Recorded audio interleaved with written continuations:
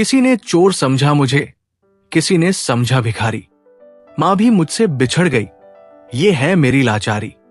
नमस्कार, आओ सुनाओ में आपका स्वागत है। आज की कहानी है गुमनाम बच्चा। 7 साल का राजू मां का हाथ छोड़कर भागा था मेले में, खुशी से उछलते हुए रंग बिरंगे गुब्बारों के पीछे। लेकिन जब वापस मुड़ा तो मां कहीं नजर नहीं आई। हजारों लोगों की भीड़ में एक छोटा सा बच्चा चीखता चिल्लाता मां को ढूंढता रह गया। 2 दिन तक राजू मेले के आसपास भटकता रहा।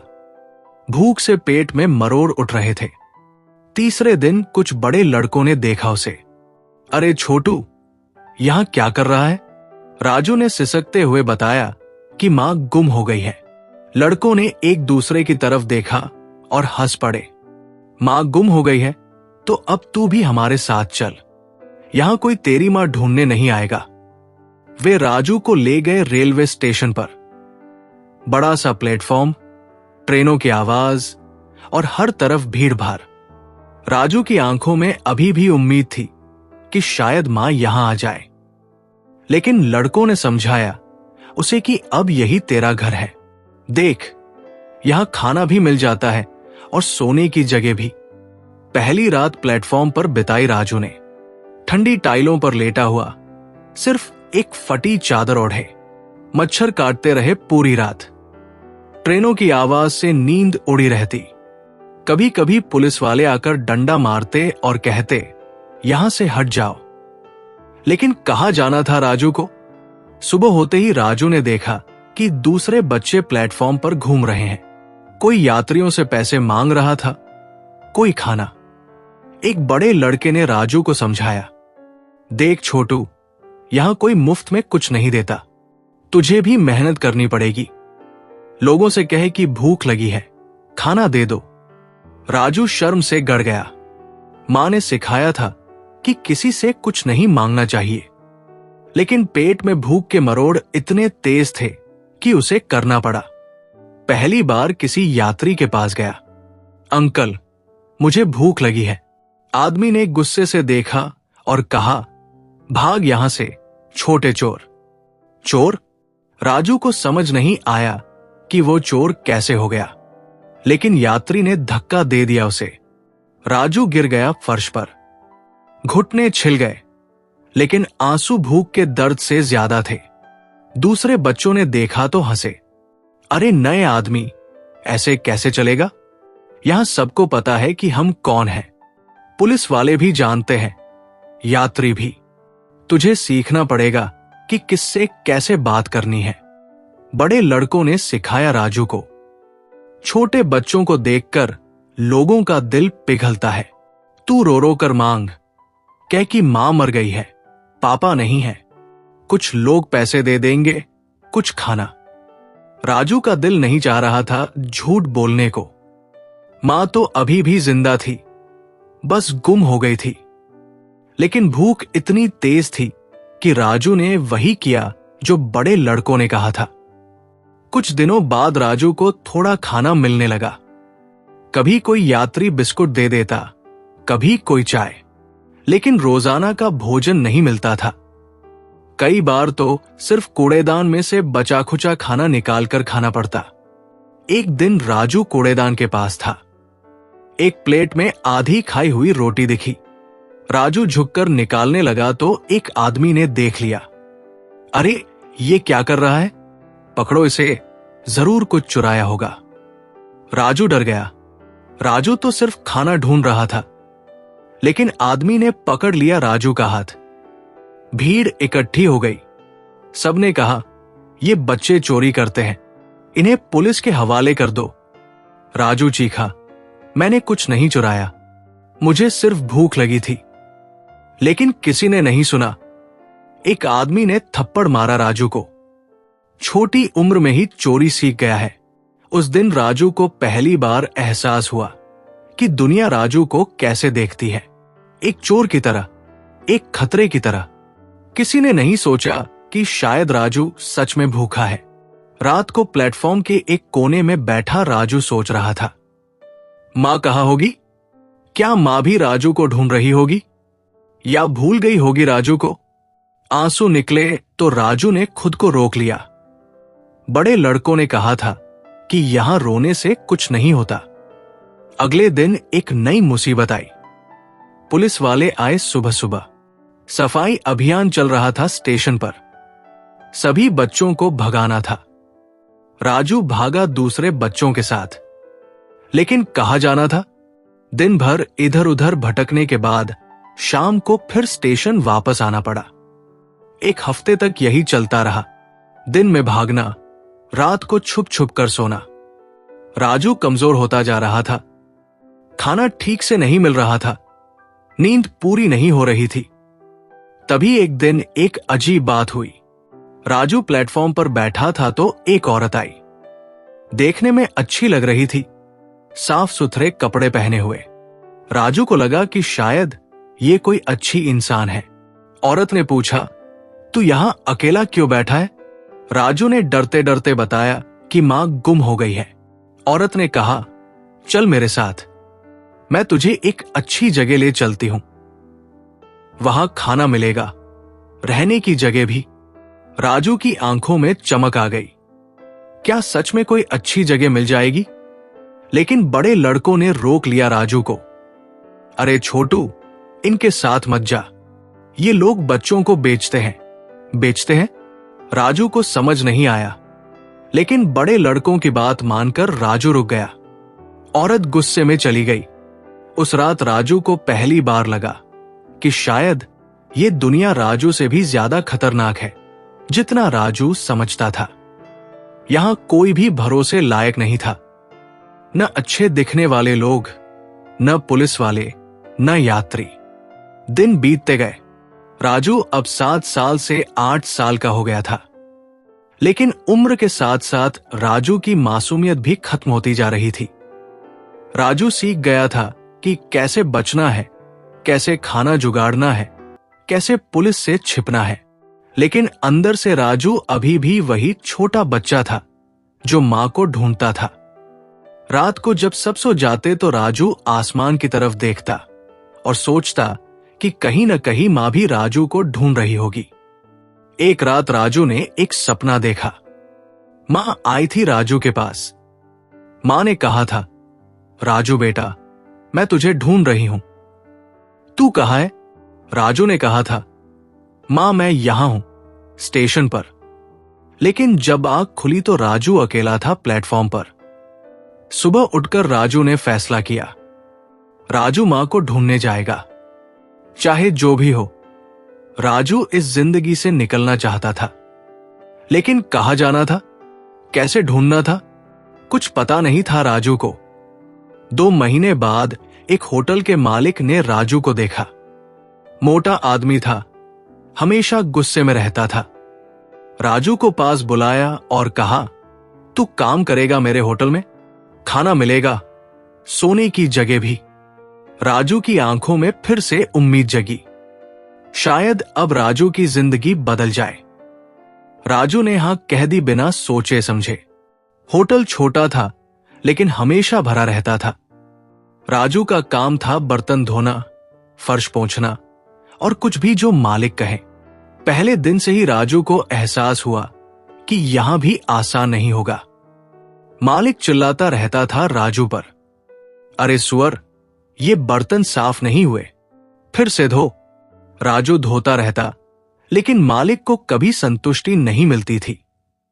खाना मिलता था राजू को, लेकिन सिर्फ बचा खुचा। जो ग्राहक छोड़ जाते थे प्लेट में, वही राजू का भोजन था। कभी कभी तो सिर्फ रोटी का टुकड़ा मिलता था प्याज के साथ। सोने की जगह थी, रसोई के बगल में एक छोटा सा कमरा। गीला फर्श, चूहों की आवाज और बदबू। राजू को नींद नहीं आती थी रात को। कभी चूहे दौड़ते थे राजू के ऊपर से, कभी पानी टपकता था छत से। 2 हफ्ते बाद मालिक ने राजू पर चोरी का इल्जाम लगाया। कल रात 50 रुपए गायब हो गए हैं, तूने चुराए हैं। राजू ने कहा कि उसने कुछ नहीं चुराया, लेकिन मालिक ने नहीं सुना। मालिक ने राजू को पीटा डंडे से। राजू चीखता रहा कि उसने कुछ नहीं किया है, लेकिन मार पड़ती रही। अंत में मालिक ने राजू को धक्का देकर होटल से बाहर निकाल दिया। होटल से निकाले जाने के बाद राजू वापस उसी प्लेटफॉर्म पर पहुंचा जहां से उसकी यात्रा शुरू हुई थी। लेकिन अब वो पहले वाला मासूम बच्चा नहीं रह गया था। 8 महीने की मारपीट, भूख और धोखों ने उसे कठोर बना दिया था। अरुण और दूसरे बच्चे उसे देखकर हैरान रह गए। अरे राजू, तू वापस आ गया? होटल में क्या हुआ? राजू ने अपनी बाजू दिखाई जहां डंडे के निशान अभी भी दिख रहे थे। बोला कुछ नहीं, बस एक कोने में जाकर बैठ गया। उसकी आंखों में अब वो चमक नहीं थी जो पहले हुआ करती थी। अब वहां सिर्फ खालीपन था। रात को जब सभी बच्चे सो गए तो राजू अकेला जाग रहा था। आसमान की तरफ देखकर सोच रहा था कि क्या सच में इस दुनिया में उसके लिए कोई जगह नहीं है? क्या हमेशा उसे इसी तरह जीना पड़ेगा? अगले दिन सुबह राजू ने फैसला किया कि अब वो किसी और के भरोसे नहीं रहेगा। खुद से काम ढूंढेगा, खुद से जिएगा। प्लेटफॉर्म के पास ही एक छोटी सी चाय की दुकान थी। वहां का मालिक हरीश अक्सर परेशान रहता था काम के बोझ से। राजू ने हिम्मत जुटाकर हरीश से कहा, भैया, मैं आपका काम कर दूंगा, बस खाना दे दीजिए। हरीश ने राजू को ऊपर से नीचे तक देखा। पतला दुबला लड़का, फटे पुराने कपड़े, लेकिन आंखों में दृढ़ता थी। क्या काम कर सकता है तू? कुछ भी भैया, कप धो दूंगा, सफाई कर दूंगा, ग्राहकों को चाय दे दूंगा। हरीश ने सोचा और कहा, ठीक है, लेकिन अगर कोई गड़बड़ की तो तुझे भगा दूंगा। राजू की खुशी का ठिकाना नहीं था। आखिरकार उसे एक ठिकाना मिल गया था। पहले दिन से ही राजू ने दिल लगाकर काम किया। सुबह 5 बजे उठकर दुकान की सफाई करता, कप धोता और ग्राहकों की सेवा करता। हरीश को राजू की मेहनत पसंद आई। 2 हफ्ते बाद उसने राजू को दुकान के पीछे वाले छोटे कमरे में सोने की इजाजत दे दी। पहली बार राजू को लगा कि शायद उसकी जिंदगी सुधर रही है, लेकिन खुशी ज्यादा दिन नहीं रही। एक दिन पुलिस का छापा पड़ा दुकान पर। पता चला कि हरीश बिना लाइसेंस के दुकान चला रहा था। पुलिस वालों ने सारा सामान जब्त कर लिया और हरीश को पकड़ कर ले गए। राजू अकेला रह गया दुकान के पास। 2 दिन तक वो हरीश का इंतजार करता रहा, लेकिन वो वापस नहीं आया। राजू को पता चला कि हरीश को जमानत नहीं मिली है और वो जेल में है। फिर से वही हालत, फिर से भूख, फिर से बेघरी। लेकिन इस बार राजू हार मानने वाला नहीं था। उसने तय किया कि वो खुद कुछ करेगा। राजू ने देखा कि स्टेशन पर बहुत से यात्री आते जाते रहते हैं। उन्हें छोटे मोटे काम की जरूरत होती है, सामान उठाने से लेकर पानी लाने तक। राजू ने यही काम शुरू किया। सुबह से शाम तक राजू यात्रियों की मदद करता रहता। कभी किसी का बैग उठाता, कभी किसी के लिए चाय ले आता, कभी प्लेटफॉर्म की जानकारी देता। धीरे धीरे कुछ नियमित यात्री राजू को पहचानने लगे। एक दिन एक साहब ने राजू से कहा, तू रोज यही रहता है? हाँ साहब, यही काम करता हूं। तेरे माँ बाप कहाँ हैं? राजू का गला भर आया।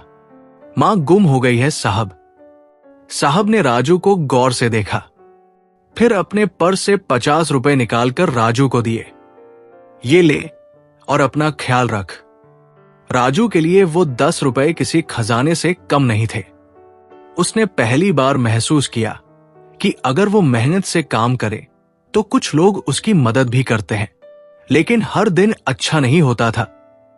कई बार यात्री राजू को धोखेबाज समझते, कई बार पुलिस वाले उसे भगाते, कई बार बड़े लड़के उसके पैसे छीन लेते। एक दिन की बात है, राजू एक यात्री का भारी बैग उठाकर ले जा रहा था।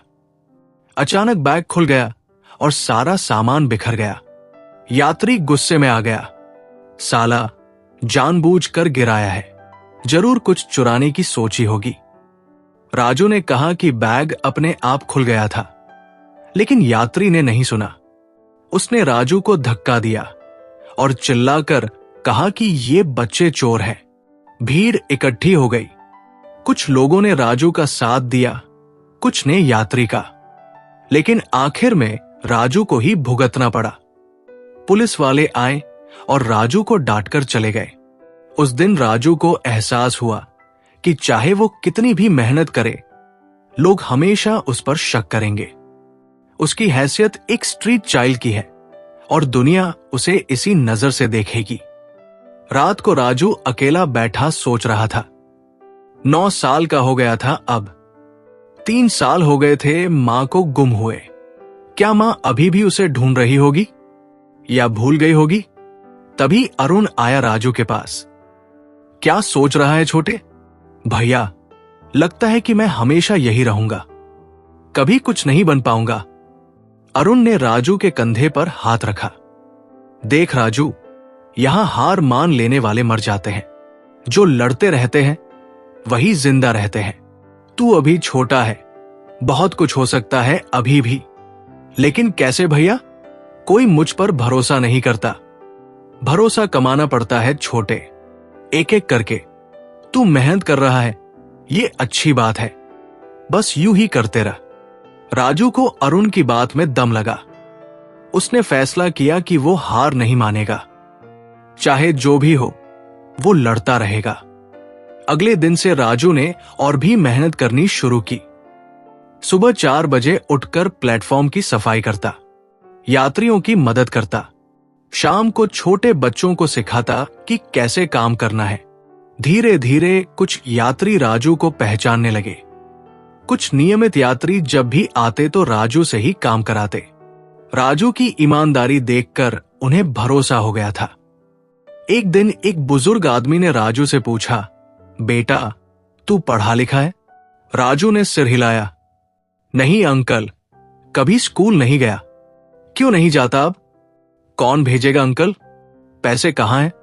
बुजुर्ग आदमी ने कुछ सोचा। अगर मैं तुझे पढ़ने लिखने का इंतजाम करा दूं तो तू पढ़ेगा? राजू की आंखों में चमक आ गई। सच में अंकल? हां बेटा, लेकिन तुझे काम भी करना होगा और पढ़ना भी। राजू के दिल में एक नई उम्मीद जगी।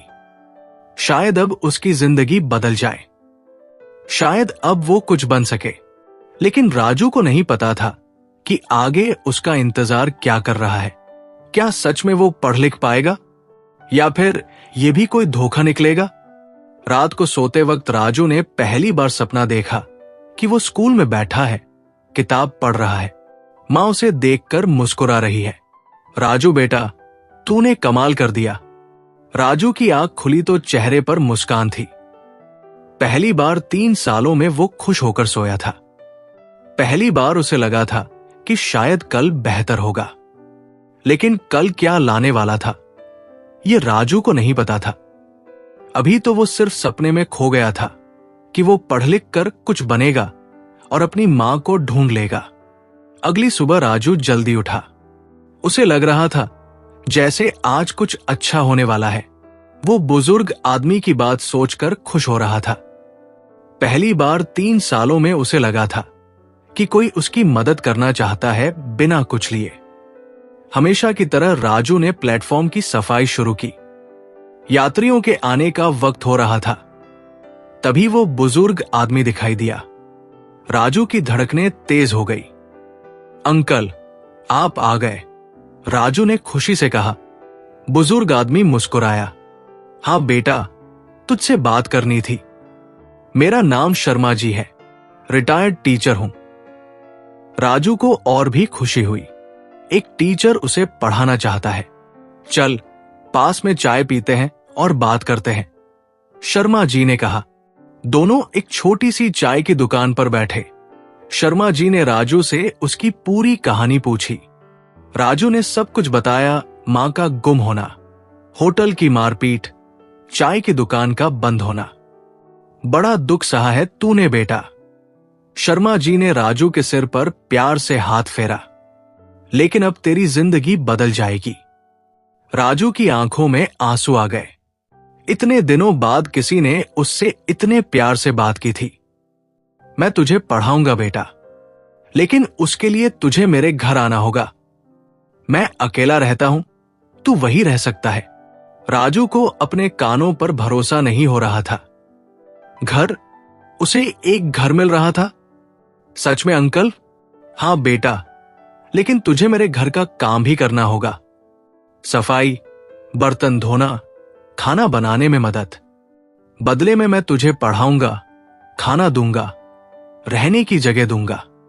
राजू इतना खुश था कि वो कुछ सोच ही नहीं पा रहा था। ये तो उसके सभी सपनों का पूरा होना था। कब आना है अंकल? आज ही चल मेरे साथ। यहां क्या रखा है? राजू ने अरुण और दूसरे बच्चों को बताया कि वो जा रहा है। अरुण थोड़ा परेशान लग रहा था। राजू, ध्यान रखना, इतनी जल्दी भरोसा मत करना। भैया, वो टीचर है, मुझे पढ़ाएंगे, बस ख्याल रखना छोटे।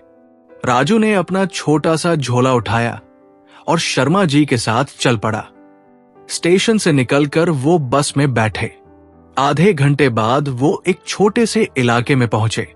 शर्मा जी का घर छोटा था, लेकिन साफ सुथरा था। एक कमरा, एक छोटी रसोई और एक छोटा सा बाथरूम। यही है मेरा घर बेटा, तू यही रहेगा। राजू को लग रहा था जैसे वो सपना देख रहा हो। एक पक्का घर, एक छत, एक चूल्हा, ये सब उसका था अब। पहले दिन शर्मा जी ने राजू को घर दिखाया, समझाया कि कौन सा काम कब करना है। सुबह उठकर घर की सफाई, फिर नाश्ता बनाना, दोपहर में खाना, शाम को बर्तन धोना। और हां, रात को मैं तुझे पढ़ाऊंगा, शर्मा जी ने कहा। पहली रात शर्मा जी ने राजू को अ, आ, ई सिखाया। राजू बहुत तेजी से सीख रहा था। उसे लग रहा था कि अब उसकी जिंदगी पटरी पर आ गई है। लेकिन कुछ दिन बाद राजू को महसूस होने लगा कि कुछ तो गड़बड़ है। शर्मा जी के व्यवहार में अजीबता आ रही थी। पहले तो शर्मा जी ने कहा था कि रोज पढ़ाएंगे, लेकिन अब कभी कभार ही पढ़ाते थे। कहते थे कि काम ज्यादा है, पढ़ाई बाद में हो जाएगी। काम भी बढ़ता जा रहा था। पहले सिर्फ घर की सफाई थी, अब आसपास के घरों की सफाई भी करनी पड़ती थी। शर्मा जी कहते थे, बेटा, पैसे कमाने होंगे ना तेरी पढ़ाई के लिए। एक दिन राजू ने देखा कि शर्मा जी किसी से पैसे ले रहे हैं। राजू बहुत अच्छा काम करता है, सिर्फ खाना देना होता है, पैसे नहीं। राजू को समझ आ गया कि शर्मा जी उसे मजदूर बनाकर रख रहे हैं और खुद पैसे कमा रहे हैं। उस रात राजू ने शर्मा जी से कहा, अंकल, आपने कहा था कि मुझे रोज पढ़ाएंगे, लेकिन इस हफ्ते सिर्फ एक बार पढ़ाया है। शर्मा जी का चेहरा बदल गया। तू मुझसे सवाल कर रहा है? मैं तुझे घर दे रहा हूं, खाना दे रहा हूं, बदले में थोड़ा काम भी नहीं कर सकता? मैं काम कर रहा हूं अंकल, लेकिन पढ़ाई भी चाहिए। पढ़ाई लिखाई छोड़ इन फालतू बातों को। तेरे जैसे बच्चे कहां पढ़ते हैं? तू सिर्फ काम कर और खुश रह कि मैंने तुझे घर दिया है। राजू को लगा जैसे कोई ने उसके सीने में छुरा भोंक दिया हो। फिर से धोखा, फिर से इस्तेमाल। अगले दिन से शर्मा जी का व्यवहार और भी बुरा हो गया। अब वो राजू से सुबह 5 बजे से रात के 10 बजे तक काम कराते थे। खाना भी कम देते थे। कहते थे, ज्यादा खाएगा तो आलसी हो जाएगा। राजू को समझ आ गया कि शर्मा जी ने उसे बहकाकर यहां लाया है ताकि उससे मुफ्त में काम कराया जा सके। पढ़ाने लिखाने का कोई इरादा नहीं था। एक रात राजू ने सुना कि शर्मा जी फोन पर किसी से बात कर रहे हैं। हां, बहुत अच्छा लड़का है, काम तो मशीन की तरह करता है और मुफ्त में। सिर्फ 2 वक्त की रोटी देनी पड़ती है। उसे पता नहीं चला? अरे, वो मासूम है, लगता है कि मैं उसका भला चाहता हूं। कभी कभार 1-2 अक्षर सिखा देता हूं तो खुश हो जाता है। दोनों हंसने लगे। राजू का दिल टूट गया। फिर से किसी ने उसका इस्तेमाल किया था। फिर से किसी ने उसे बेवकूफ बनाया था। उस रात राजू सो नहीं पाया। वो सोच रहा था कि क्या सच में इस दुनिया में कोई भी उसका भला नहीं चाहता? क्या हमेशा लोग उसे इस्तेमाल करेंगे? अगली सुबह शर्मा जी ने राजू को एक बड़े से घर की सफाई के लिए भेजा। यहां अच्छे से काम करना, ये लोग मुझे अच्छे पैसे देते हैं। राजू चुपचाप काम पर चला गया। पूरे दिन वो घर की सफाई करता रहा। मन में एक ही बात आ रही थी, भागना है यहां से। शाम को जब राजू वापस आया तो शर्मा जी मूड में थे। आज अच्छी कमाई हुई है तेरी वजह से, ले आज तुझे एक रोटी एक्स्ट्रा मिलेगी। राजू ने मन में सोचा कि मेरी मेहनत की कमाई से मुझे एक रोटी एक्स्ट्रा मिल रही है। उस रात राजू ने फैसला कर लिया, वो यहां से भाग जाएगा, चाहे फिर से फुटपाथ पर सोना पड़े, लेकिन कम से कम कोई उसका इस्तेमाल तो नहीं करेगा। लेकिन जाने से पहले राजू ने सोचा कि शर्मा जी को एक सबक सिखाना चाहिए। जैसे उन्होंने राजू को धोखा दिया है, वैसे ही। अगली सुबह राजू ने शर्मा जी से कहा, अंकल, आज मैं उस आंटी के घर जा रहा हूं जो ज्यादा पैसे देती है। हां, वहां अच्छे से काम करना। लेकिन राजू उस घर नहीं गया। वो सीधा स्टेशन चल गया, अपना छोटा सा झोला लेकर, जिसमें सिर्फ एक फटी हुई कमीज थी। जब शर्मा जी को पता चला कि राजू भाग गया है तो वो बहुत गुस्से में आए। उन्होंने अपना फ्री मजदूर खो दिया था। राजू वापस अपनी पुरानी जगह पहुंचा, स्टेशन का प्लेटफॉर्म। अरुण उसे देखकर दौड़ा आया। राजू, तू वापस आ गया? क्या हुआ? राजू ने सब कुछ बताया। अरुण ने सिर हिलाया। मैंने कहा था ना कि जल्दी भरोसा मत करना। भैया, मैं बहुत बेवकूफ हूं, हमेशा धोखा खा जाता हूं। नहीं राजू, तू बेवकूफ नहीं है, तू अच्छा है, इसलिए दूसरों को भी अच्छा समझता है। लेकिन यहां अच्छे लोग कम होते हैं। लेकिन अब राजू पहले से अलग था। अब वो ज्यादा समझदार था। अब वो जानता था कि दुनिया कैसी है। अब वो आसानी से किसी के झांसे में नहीं आने वाला था। उस रात राजू ने अपने आप से वादा किया, अब मैं सिर्फ अपने भरोसे जीऊंगा, किसी के सहारे का इंतजार नहीं करूंगा। जो भी बनना है अपनी मेहनत से बनूंगा। लेकिन राजू को नहीं पता था कि जिंदगी में अभी और भी मुश्किलें इंतजार कर रही है। अभी तो वो सिर्फ 10 साल का था। अभी बहुत कुछ देखना बाकी था। रात को सोते वक्त राजू ने आसमान की तरफ देखा। मां, कहां हो आप? काश आप होती तो मुझे ये सब नहीं सहना पड़ता। हवा में जैसे कोई आवाज आई हो, बेटा हिम्मत रख, मैं तुझे ढूंढ रही हूं। एक बच्चा जो मेले में अच्छी यादें, खुशी के पल देखने आया था। वो बच्चा अपनी मां से बिछड़कर गुमनाम बच्चा बन गया। आपने कोई ऐसी घटना देखी या सुनी है? आपके कहानी को लेकर क्या विचार है? कमेंट करके जरूर बताएं। और हमारे चैनल आओ सुनाओ को लाइक, शेयर और सब्सक्राइब करें।